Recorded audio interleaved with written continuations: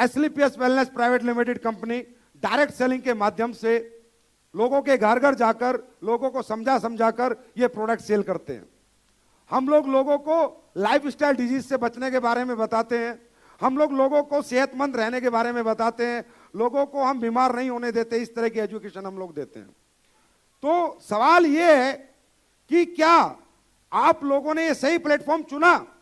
क्या आप लोगों को फिर कोई धोखा तो नहीं हुआ? क्या 19 साल से नेटवर्क मार्केटिंग में जो लोग काम कर रहे थे या जो कंपनियां काम कर रही थी, जहां लोग लूटे थे, धोखा खाया था, हिंदुस्तान की आम जनता लूटी थी, क्या यहां तो ऐसा महसूस नहीं कर रहे? आप लोग कर रहे हैं क्या? दोस्तों, यही था हमारा सपना, यही था हमारा सपना। डायरेक्ट सेलिंग इंडस्ट्री एक बड़ी खूबसूरत इंडस्ट्री है। इस इंडस्ट्री में एक अनपढ़ आदमी, एक पढ़ा लिखा आदमी, 10वीं पास, 5वीं पास, 8वीं पास, हाउसवाइफ, आम आदमी, बड़ा आदमी, गरीब आदमी, किसान, कोई भी अपने सपने पूरे कर सकता है। कोई भी आदमी इस इंडस्ट्री में अपनी जिंदगी बदल सकता है। जो वो अपनी आम जिंदगी से हासिल नहीं कर सकता, इस इंडस्ट्री में 5,000 रुपया, 9,000 रुपये लगाकर अच्छा प्रोडक्ट खरीदकर उसे यूज कर उसे प्रमोट कर करोड़ों अरबों रुपए कमा सकता है। यह एक ऐसा रास्ता है। तो आप लोग जानना चाहेंगे, इसमें कुछ लोग नए आएंगे, ये आखिर एसलीपीएस है क्या? ये एसलीपीएस वेलनेस प्राइवेट लिमिटेड की स्थापना क्यों हुई, किस लिए हुई? क्या यह कंपनी भी किसी प्रतिस्पर्धा में है? क्या किसी कंपटीशन में है? क्या ये सिर्फ नोट बनाने के लिए आई? क्या पैसा बनाने के लिए आई या मुनाफा कमाने के लिए आई? आखिर ये आई क्यों? दोस्तों, एसलीपीएस वेलनेस प्राइवेट लिमिटेड कुछ भी नहीं है। यह उन लोगों के लिए जवाब है जो 19 साल से इस इंडस्ट्री को के माध्यम से एक आम जनता को और गरीब जनता को नोच नोच के खा रहे थे। उनके लिए सिर्फ जवाब है एसलीपीएस वेलनेस। आपने पहले बहुत सारे प्रोग्राम देखे होंगे, बहुत सी कंपनियों के सेमिनार देखे होंगे, बहुत लोग आपके पास आते होंगे, आपको समझाते होंगे, अंदर से आपके मन में फीलिंग आती है, नहीं भाई ये काम मत समझा, ये जोड़ने वाला काम, बनाने वाला काम, चेन सिस्टम, ये बिजनेस मुझे मत समझा, ये बिजनेस मुझे अच्छा नहीं लगता, ये बिजनेस अच्छे लोगों का नहीं है। यस और नो? ऐसी फीलिंग क्यों आती है?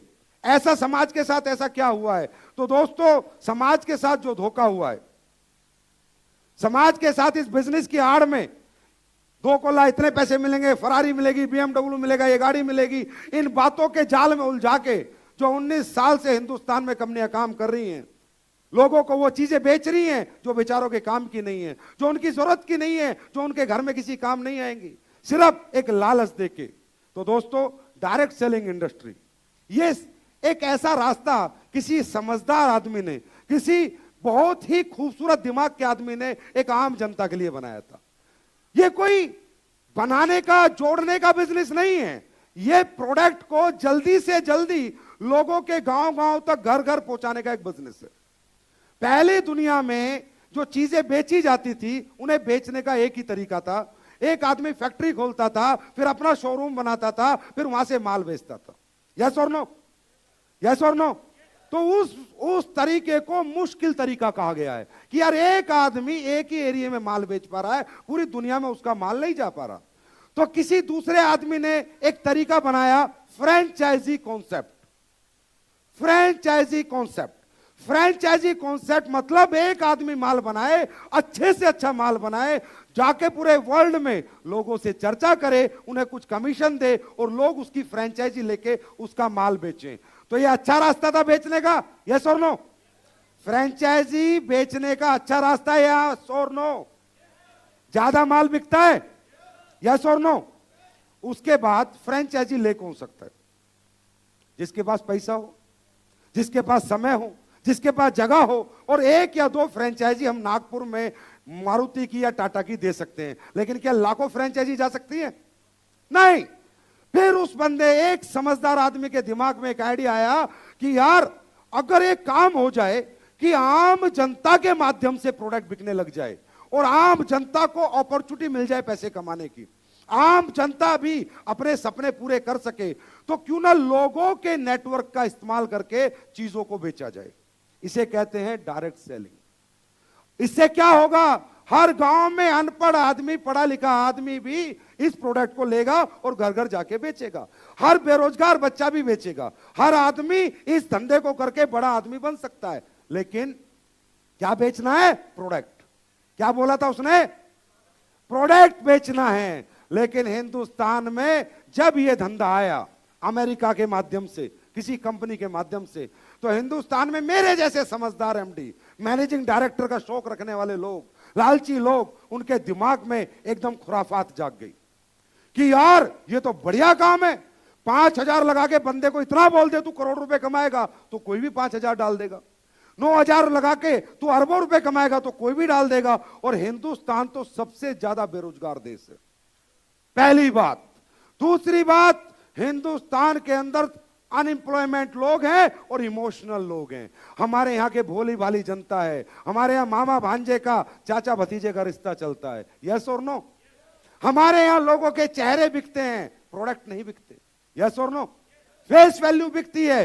तो इसका फायदा उठा के उन कंपनियों ने इस तरह की डायरेक्ट सेलिंग की 2 नंबर की दुकानें खोल ली। और 2 नंबर की दुकानें खोल के उन्होंने क्या किया कि उसने बेचारे ने तो बनाया था अच्छे से अच्छा, ब्रांडेड से ब्रांडेड प्रोडक्ट बेचने का, लोगों को एक माध्यम बनाया था। और ये 19 साल से प्रोडक्ट की कॉस्ट बचा ली इन्होंने, प्रोडक्ट का मुनाफा जेब में रख लिया और सिर्फ रास्ता ही रास्ता बेच दिया और पूरी दुनिया को लूट के खा गए। ये एक सच है।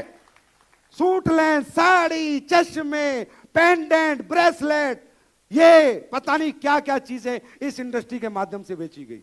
इससे क्या हुआ? समाज लूट गया।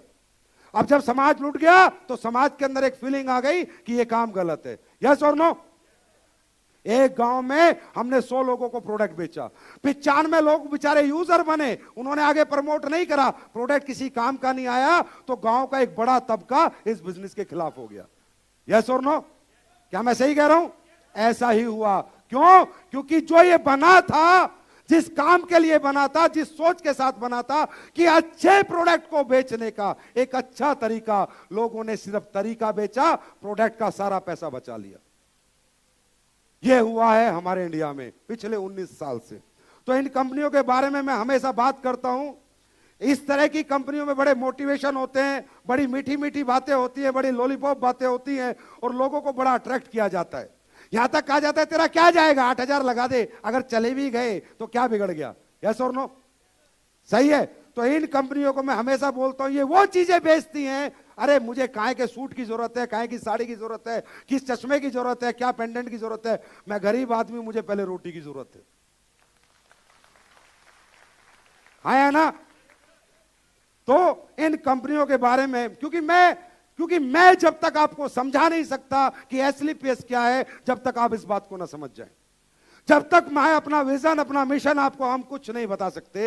इन कंपनियों में इतना मोटिवेशन होता है, इतना दिखावा होता है, इतना आडंबर होता है। और इन कंपनियों में एक बात आती है हमेशा, एक बात ये लोग करते हैं, भाई आप सेलिंग का बिजनेस कर रहे हो, आप बेचने का काम कर रहे हो। हाँ सर, तो बेचने वाला तो गंजे को कंगा बेच देता है, तो क्या तुम लोग ये प्रोडक्ट नहीं बेच सकते? इस तरह की बातें लोग लोगों से करते हैं। मैं आप लोगों से पूछता हूं, महाराष्ट्र के लोगों से, हिंदुस्तान में गंजे ज्यादा हैं या बाल वाले ज्यादा हैं? गंजे ज्यादा हैं, बाल वाले ज्यादा हैं? तो गंजे को कंगा आसानी से बिकेगा या बाल वाले को? पक्की बात है। यस और नो? तो ये जो समाज कहता है मैं लुट गया, मैं धोखा हो गया जी, मैं कैसे करूं, मैं इस कंपनी में नहीं आऊंगा, ये वो इसलिए कहता है क्योंकि वो कभी ना कभी कोई उन्हें गंजा समझ के कंगा बेच के चला गया। अंडरस्टैंड? तो गंजे को कंगा बेचने वाला, जब आपने किसी गंजे को मोटिवेट किया कि भाई तू कंगा ले ले, तेरे बाल आ जाएंगे, बाल आ जाएंगे, उसने आपके मोटिवेशन में कंगा ले लिया। जैसे ही आप घर से निकले, उसने कंगा मारा तो देखा साला इधर तो बाल ही नहीं है, तो क्या बोलता है? धोखा हो गया। हाँ या ना? क्या बोलता है मेरे साथ?